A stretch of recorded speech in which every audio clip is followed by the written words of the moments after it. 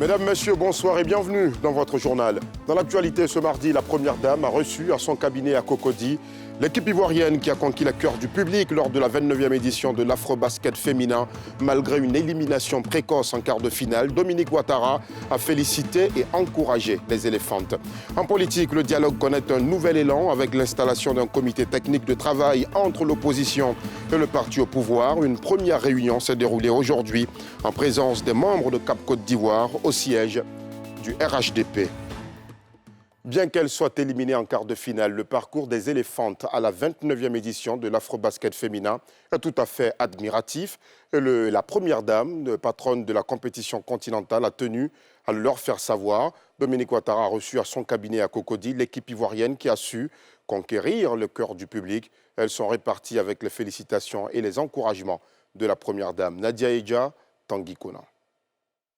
Sur les visages des basketteuses de l'équipe nationale, venir répondre à l'invitation de la Première Dame Dominique Ouattara, par ailleurs haute patronne de la 29e édition de l'Afro-Basket féminin, on pouvait lire toute la fierté d'avoir participé à cet événement continental, mais surtout d'avoir pu bénéficier du soutien indéfectible de celle qui se caractérise par sa bienveillance et sa générosité. Une présence remarquable à leur côté tout au long de la compétition qu'elles ont saluée au cours de cette rencontre initiée par la Première Dame. J'aimerais aussi vous exprimer ma plus profonde gratitude pour votre engagement et votre dévouement pour notre pays, car vous êtes une source d'inspiration pour nous. À la tête de la délégation des sportifs présents, le président de la Fédération ivoirienne de basketball s'est réjoui de l'organisation de cette compétition en Côte d'Ivoire, une première bien réussie. Ce geste de haute portée est pour nous un honneur, un encouragement inestimable, mais également une grande contribution pour l'édification de cette jeune équipe nationale. Tenue durant 9 jours à Abidjan, la 29e édition de l'Afro-Basket a permis de révéler aux yeux du monde entier une équipe ivoirienne jeune mais combative. Je veux saluer la détermination de nos joueuses, leur solidarité et leur amour du drapeau. Ce sont des guerrières du quotidien. Et si elles ont pu aller aussi loin, c'est aussi parce qu'elles se sont senties soutenues par vous, Excellence, Madame la Première Dame de Côte d'Ivoire. Un parcours félicité par la présidente de la fondation Children of Africa. Elle a encouragé ces jeunes basketteuses à exprimer leur leadership et à continuer d'impacter positivement. Tout au long de la compétition, vous avez su porter haut les couleurs de notre chère Côte d'Ivoire. Votre parcours fut intense et vous vous êtes battus avec détermination. Je vous en félicite. Au-delà du résultat de cette année, c'est l'esprit de combativité et de dépassement de soi que vous avez démontré qui restera gravé dans nos esprits. Vous avez prouvé que le basketball féminin ivoirien a de beaux jours devant lui. Comme à son habitude, la Première Dame Dominique Ouattara a cadoté ses invités. Les deux joueuses ont reçu chacune la somme d'1 million de francs CFA. 3 millions de francs CFA ont été remis aux encadreurs et des complets de pagnes ont été distribués à toutes les femmes et membres du staff inclus. L'Afro-Basket féminin, tenu en Côte d'Ivoire du 26 juillet au 3 août, s'est achevé avec la victoire finale du Nigeria. Éliminée au quart de la finale et classée 7e, la Côte d'Ivoire se positionne comme une des équipes à craindre à l'avenir. Comme annoncé en titre, le dialogue politique connaît un nouvel élan avec l'installation aujourd'hui d'un comité technique de travail entre l'opposition et le parti au pouvoir. Une première réunion s'est déroulée en présence des membres de la coalition pour l'alternance pacifique. C'était au siège du RHDP à Cocody, rue Lépic. Celle-ci avait pour objectif d'échanger les documents contenant les préoccupations respectives. Le récit de Pierre Dipomela. Première réunion du comité technique de travail du RHDP et de la CAP Côte d'Ivoire. Une rencontre qui fait suite à une première au siège du MGC, Mouvement des Générations Capables, la semaine dernière. Il s'agit pour cette coalition de l'opposition et le parti au pouvoir de jeter les bases d'un dialogue politique.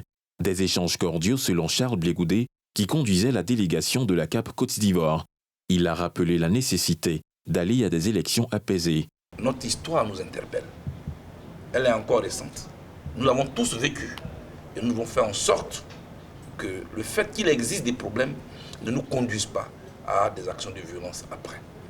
On peut régler ces problèmes autour d'une table de négociation, comme nous sommes en train de le commencer. Pour Mamadou Touré, cette rencontre était importante parce qu'elle a permis de collecter les préoccupations de part et d'autre. L'objectif c'est de passer en revue les différents points, que ce soit les préoccupations de l'opposition, notamment réunies au sein du CAP-CI, et les préoccupations du RHDP. Nous avons pour cette première séance de travail échangé sur ces préoccupations et transmis à l'un et l'autre les documents relatifs à ces préoccupations.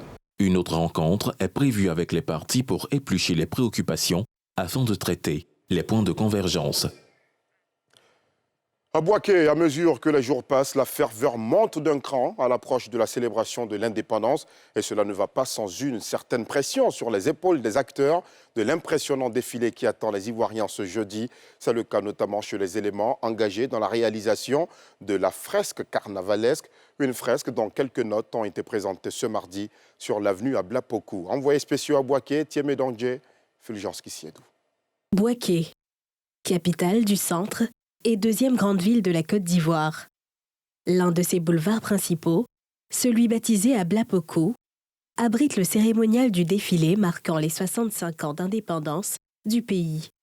Sur la zone de foulée, se préparent à jouer leur partition ces éléments du ballet national, tous impliqués dans la fresque carnavalesque. En levée de rideau, le porte-char du pays Hatchan, avec en exhibition ce symbole culturel de retour au bercail. Fruit de la fructueuse diplomatie culturelle du président de la République, Alassane Ouattara. Moment alors pour lui rendre hommage.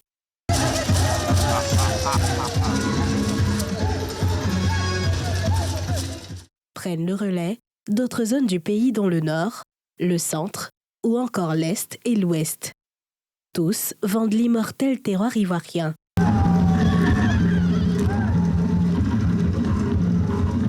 Aux côtés de la tradition, la Côte d'Ivoire culturelle moderne est de la partie. Au pied du 8e porte-char, surmonté de certaines infrastructures emblématiques, dont la tour F et le pont Alassane Ouattara, plateau Cocody, se jouent les notes de la modernité sous le regard satisfait du chef d'état-major général des armées. Lassina Doumbia, venu superviser les préparatifs du défilé, qui battent ainsi leur plein.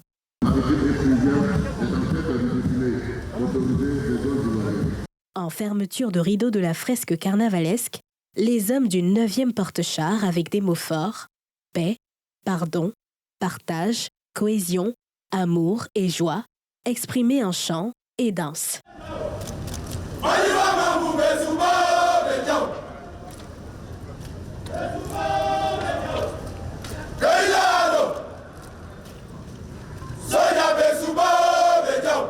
La Côte d'Ivoire réinventée se boucle avec les notes de la chorale qui exaltent la fierté ivoirienne à travers l'hymne national. Moment fort d'expression non seulement de la beauté et de la grandeur du pays, mais aussi et surtout de l'engagement pour la patrie.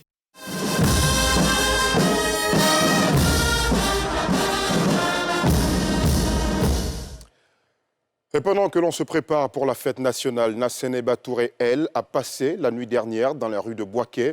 La ministre de la Femme, de la Famille et de l'Enfant est allée retirer des rues les personnes en situation de vulnérabilité.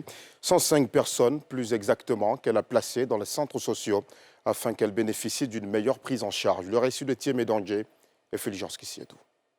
Bouaké, chef-lieu de région du Bouaké.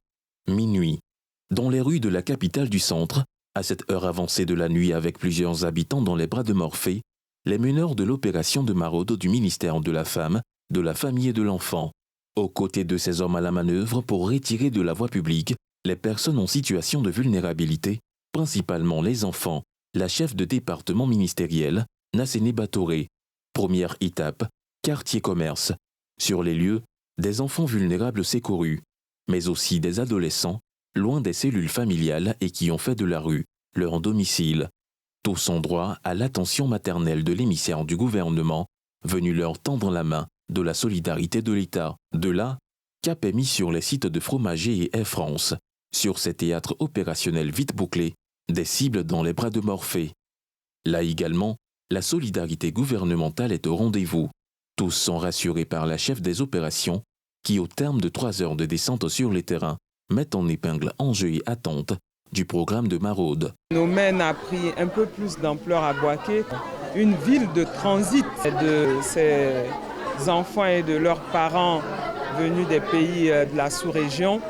Et donc, en cette période-là où Boaké va recevoir du monde et va recevoir le premier des Ivoiriens pour fêter les 65 ans de notre pays, ces enfants-là seront là. Il faudrait surtout protéger ces enfants qui sont vulnérables dans la rue. Et vous avez vu les conditions dans lesquelles on les a pris, des conditions vraiment peu commodes. Et là, ils sont dans le centre, on va leur donner à manger, on va s'occuper d'eux. Il y aura une prise en charge holistique au niveau psychologique, au niveau médical. La Côte d'Ivoire est une terre d'accueil, mais on ne veut pas que des gens vivent dans des conditions vraiment malsaines. L'opération du jour, faut-il le relever, a permis de voler au secours de 105 personnes en situation de vulnérabilité. Il s'agit notamment de 61 enfants, 14 adolescents et 30 mamans. Revenons à Abidjan où l'Agence nationale de la formation professionnelle et les acteurs de médias ont scellé ce mardi un partenariat. Il a pour objectif principal la promotion de la formation professionnelle, mais aussi l'accompagnement des journalistes. Pour la directrice de l'AGFOP, cette alliance permettra à un grand nombre de jeunes Ivoiriens de connaître davantage l'agence qu'elle dirige ainsi que ses missions. Moussa Nikema, Joseph Zekre. AGFOP et médias. Une alliance d'impact au bénéfice du développement du capital humain ivoirien. C'est le thème de la rencontre entre l'Agence nationale de la formation professionnelle et les acteurs de médias. Objectif, tisser un meilleur partenariat avec ces acteurs à travers un accompagnement à la professionnalisation du métier de journaliste. Tout d'abord pour les remercier d'accompagner l'AGFOP dans l'amélioration de sa notoriété et pour leur demander de tisser justement un pacte, une alliance d'impact au bénéfice du développement du capital humain ivoirien. Nous avons instauré 2 initiatives. Donc la première, c'est le prix Alassane Ouattara Passeport Compétences qui récompensera le meilleur journaliste et le meilleur organe de presse qui justement aura mieux fait la promotion de la formation professionnelle pour inciter davantage de jeunes à s'intéresser à ce secteur. La deuxième initiative est justement un accompagnement technique, donc de mettre à la disposition des hommes et des femmes des médias l'expertise de l'AGFOP pour l'identification de leurs besoins en compétences et la mise en place d'un programme de renforcement de leur capacité. Une nouvelle alliance que les acteurs des médias accueille avec enthousiasme. On est venu, on a écouté, on a compris. Tous ceux encore qui avaient des doutes sur ce que l'AGFOP fait ou ce qu'elle a envie de faire, ont pu savoir beaucoup de choses. Ces 2 projets-là, c'est à saluer. Et surtout, ce qu'on a aimé, c'est qu'elle n'y est pas allée tout de suite avec le projet déjà assis. Elle s'est dit, on est partenaires désormais. AGFOP et Médias de Côte d'Ivoire, acteurs de médias, nous sommes partenaires. Nous allons co-construire ensemble. Nous allons réussir ces projets-là ensemble, nous allons les mettre en route ensemble, nous allons y arriver ensemble. Très belle initiative qu'elle a eue de recevoir la presse et de lui dire écoutez, voici notre projet, voilà ce que nous avons fait, voilà ce que nous voulons faire, vos avis sont les bienvenus pour pouvoir nous porter plus haut. C'est comment on peut apporter notre pierre à l'édifice pour faire grandir et avancer l'œuvre de l'AGFOP. La rencontre a également permis à l'agence de présenter ses missions et ses réalisations en faveur de la promotion de la formation professionnelle dans le pays.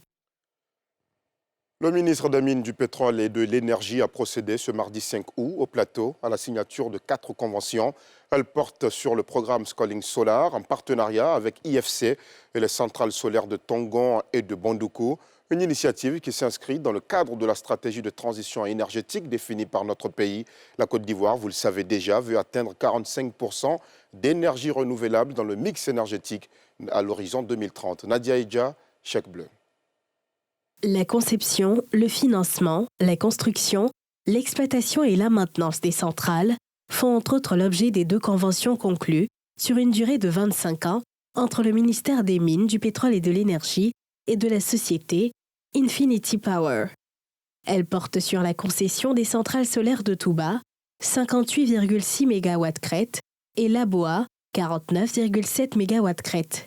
Autre accord signé ce jour, l'avenant numéro 1 à la Convention pour la conception, le financement, la construction, la détention en pleine propriété et l'exploitation d'une centrale solaire photovoltaïque de 50 MW crête à Bondoukou, dans la région du Gontougo, dénommée Convention Amea Power. Prévue pour être mise en service le 27 mars, cette centrale voltaïque va permettre d'éviter 50 000 tonnes de CO2 par an. Nous réitérons notre ferme volonté à votre Excellence, Monsieur le Ministre, de pouvoir livrer ce projet dans le délai impartial et de pouvoir avancer dans le plus rapidement possible par rapport à ça. Aujourd'hui, le projet fait déjà l'objet de tous les permis et autorisations requises. Enfin, cette journée a été marquée par la signature de la Convention Tongon Solaire. Elle prend en compte la conception, le financement, la construction, la détention en pleine propriété et l'exploitation d'une centrale solaire photovoltaïque de 52 MW crête à Mbengue, dans la région du Poro. La centrale solaire de Mbengue ne sera pas seulement une infrastructure de production d'énergie sur 50 hectares, mais elle sera également un levier de transformation locale, une source d'opportunités économiques, une référence nationale et, espérons-le, un modèle reproductible pour d'autres régions de notre pays. Le ministre de tutelle a insisté sur le respect des délais. Ces conventions interviennent à un moment où la Côte d'Ivoire a besoin d'accélérer la capacité de son mix énergétique. Nous avons besoin d'accélérer notre capacité installée. Figurez-vous que dans moins de 5 ans, il nous faut installer 2500 MW pour être sûr de combler, de faire face à la demande.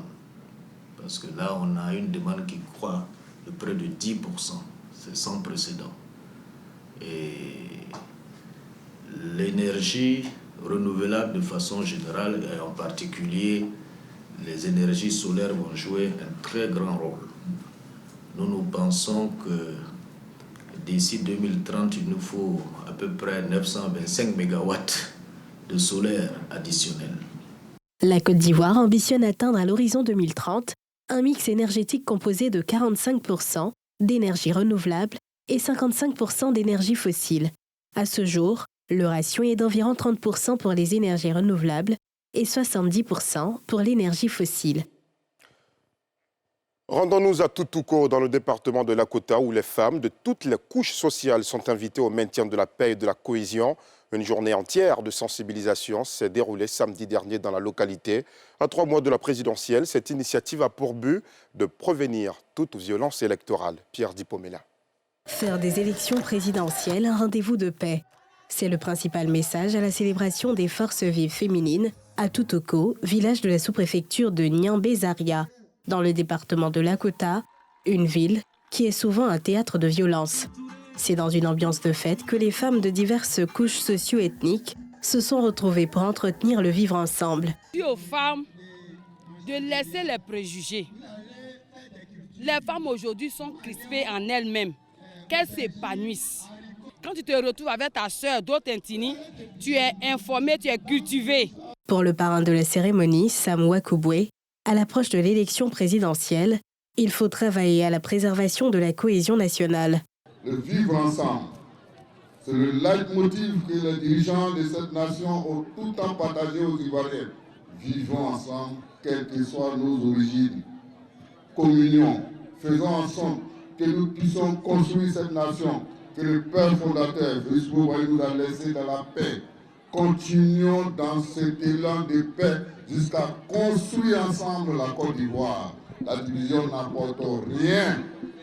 La division n'apporte pas le développement. Sensibilisant ses filleules à être des ambassadrices de la paix, le parrain les a exhortées à s'éloigner des propos et actes de violence et de division afin que la localité puisse poursuivre son développement.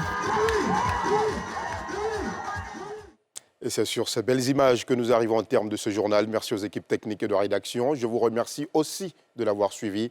Rendez-vous demain à 19h50 sur la nouvelle chaîne ivoirienne. Excellente soirée.